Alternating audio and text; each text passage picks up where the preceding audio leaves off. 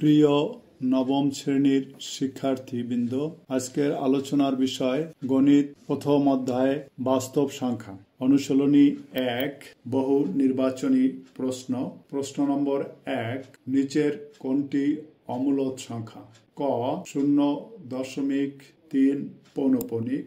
3 পৌনঃপুনিককে যদি আমরা ভাঙি তাহলে পৌনঃপুনিকের পরিবর্তে একটি 9 এবং উপরে 3 লঘিষ্ঠ আকারে প্রকাশ করলে 1/3 এটি একটি মূলদ সংখ্যা, কারণ এটাকে p/q আকারে প্রকাশ করা যায় এবং q সমান not 0। এবারে খ √16/9। 16কে বর্গমূল করলে পাওয়া যাবে 4 এবং 9কে বর্গমূল করলে পাওয়া যাবে 3। 4/3 এটাকে p/q আকারে প্রকাশ করা যায়, যেখানে pq পূর্ণ সংখ্যা এবং q সমান not 0। অতএব খ এটি একটি মূলদ সংখ্যা। এবারে গ √3 8/27। √3 8/27কে বর্গ ঘনমূল করলে হবে 2/3, যাকে p/q আকারে প্রকাশ করা যায়, যেখানে pq পূর্ণ সংখ্যা এবং q সমান not 0। সুতরাং গ এটি একটি মূলদ সংখ্যা। ঘ √3 বর্গমূল করলে পাওয়া যাবে 1.73205 এবং 1.73205 দ্বারা 5কে ভাগ করলে পাওয়া যাবে 1.88675132 কাজী এটি একটি অমূলদ সংখ্যা। অতএব অ্যান্সার হচ্ছে ঘ। এবারে নম্বর 2, a b c d চারটি ক্রমিক স্বাভাবিক সংখ্যা হলে নিচের কোনটি পূর্ণ বর্গ সংখ্যা? 1 a b c d ক্রমিক সংখ্যা হচ্ছে পরপর 1 2 3 4 অথবা 2 3 4 5। a সমান 2 হলে, b সমান 3 হলে, c সমান 4 হলে, d সমান 5 হলে এবং এর গুণফল হবে 120। এটি পূর্ণ বর্গ সংখ্যা নয়। অতএব ক এটি সঠিক নয়। এবারে খ ab প্লাস cd। এখানে a সমান 2, b সমান 3 প্লাস c সমান 4 এবং d সমান 5 হলে এটার 3 দুগুণে 6 এবং 4 5 20।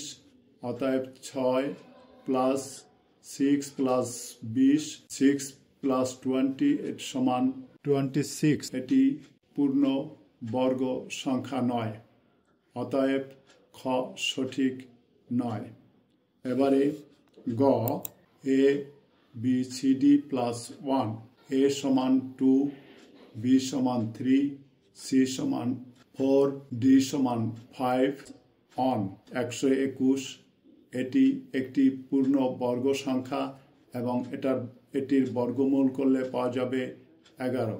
অতএব ঘ নম্বর a b c d minus 1 a b c d 4 2 গুণ 3 গুণ 4 গুণ 5 সমান 120।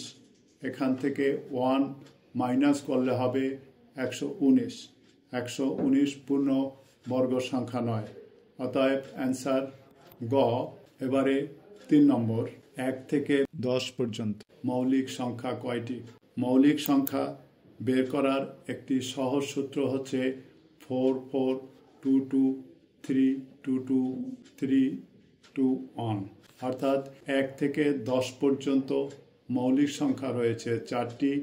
এভাবে আমরা 100 পর্যন্ত মৌলিক সংখ্যা বের করতে পারি। অতএব 1 থেকে 10 পর্যন্ত মৌলিক সংখ্যা রয়েছে 4টি, 2 3 5 7 ইত্যাদি। অতএব অ্যান্সার খ। এবারে 4 নম্বর কোনটি সকল পূর্ণ সংখ্যার সেট? ক নম্বরে আছে পূর্ণ সংখ্যার সেট। পূর্ণ সংখ্যা বলতে শূন্য সহ সকল ধনাত্মক ও ঋণাত্মক অখণ্ড সংখ্যাকে বোঝায়। কাজী ক নম্বর সেট -4 -2 0 2, 4 এখানে -3 বাদ করেছে এবং অপর দিকে 1 বাদ করেছে। কাজী ক পূর্ণ সংখ্যার সেট নয়। এবারে খ সেট -2 -1 0 1 2 ড্যাশ ড্যাশ এখানে এটি একটি পূর্ণ বর্গ সংখ্যার সেট, কারণ 0 থেকে সকল ঋণাত্মক এবং 0 থেকে সকল ধনাত্মক পূর্ণ অখণ্ড সংখ্যাকেই পূর্ণ সংখ্যার সেট বলা হয়।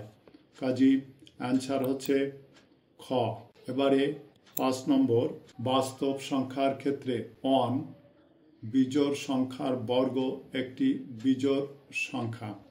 বিজোড় সংখ্যা বর্গ বলতে 1 স্কোয়ার সমান 1, 3 স্কোয়ার সমান 9, 5 স্কোয়ার সমান 25। কাজী সকল বিজোড় সংখ্যার বর্গ একটি বিজোড় সংখ্যা, অতএব 1 সঠিক। 2 নম্বর দুইটি জোড় সংখ্যার গুণফল এর গুণিতক জোড় সংখ্যা। জোড় সংখ্যা 2 গুণ 4 সমান 8, কাজী 8 একটি জোড় সংখ্যা, অতএব 2 সঠিক। পূর্ণ বর্গ নয় এমন সংখ্যার বর্গমূল মূলদ সংখ্যা। কথাটি সঠিক নয়। পূর্ণ বর্গ নয় এমন সংখ্যার বর্গমূল একটি অমূলদ সংখ্যা, অতএব 3 সঠিক নয়। অতএব 1 এবং 2 সঠিক, অতএব অ্যান্সার ক। এবারে 6 নম্বর 3টি ক্রমিক স্বাভাবিক সংখ্যার গুণফল সর্বদাই নিচের কোন সংখ্যা দ্বারা বিভাজ্য হবে? স্বাভাবিক সংখ্যা বা ন্যাচারাল নাম্বার বা সকল ধনাত্মক সংখ্যাই স্বাভাবিক, সকল ধনাত্মক সংখ্যাকেই স্বাভাবিক সংখ্যা বলা হয়। অতএব 3টি ক্রমিক সংখ্যা 1 2 3 অথবা 2 3 4 2 3 4 এর গুণফল 24। কাজী 24 5 দ্বারা বিভাজ্য নয়, 6 দ্বারা বিভাজ্য, 7 দ্বারা বিভাজ্য নয়, 11 দ্বারা বিভাজ্য নয়, অতএব উত্তর খ। এবারে 7 এ ও বি দুইটি ক্রমিক জোড় সংখ্যা হলে নিচের কোনটি বিজোড় সংখ্যা? দুইটি ক্রমিক জোড় সংখ্যা অর্থাৎ 2 এবং 4।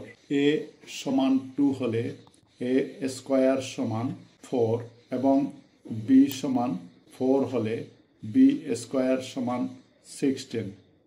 কাজী 4 এবং 16 উভয় জোড় সংখ্যা, বিজোড় সংখ্যা নয়। কাজী ক এবং খ সঠিক নয়। এবারে গ এ সমান 2 হলে এ স্কোয়ার প্লাস 1 সমান 5, অতএব এ স্কোয়ার প্লাস 1 সমান 5, কাজী এটি একটি বিজোড় সংখ্যা, অতএব উত্তর গ সঠিক। কিন্তু ঘ বি স্কোয়ার প্লাস 2 বি সমান 4 হলে বি স্কোয়ার 4 স্কোয়ার প্লাস 2 সমান 18, এটি বিজোড় সংখ্যা, অতএব উত্তর গ সঠিক। 8 নম্বর এ ও বি দুইটি পূর্ণ সংখ্যা হলে এ স্কোয়ার প্লাস বি স্কোয়ারের সাথে নিচের কোনটি যোগ করলে যোগফল একটি পূর্ণ বর্গ সংখ্যা হবে? ক minus a b, a square plus b square minus a b, এটি পূর্ণ বর্গ সংখ্যা নয়। খ plus a b, a square plus b square plus a b, এটি পূর্ণ বর্গ সংখ্যা নয়। গ a square plus b square plus twice a b অর্থাৎ a plus b whole square, এটি একটি পূর্ণ বর্গ সংখ্যা।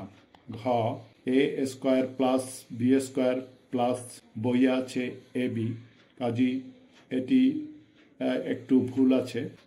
ঘ হবে a square plus b square plus 4 a b, এটি পূর্ণ বর্গ সংখ্যা নয়। অতএব উত্তর হবে a square plus b square plus twice a b অর্থাৎ ঘ। ধন্যবাদ সবাইকে।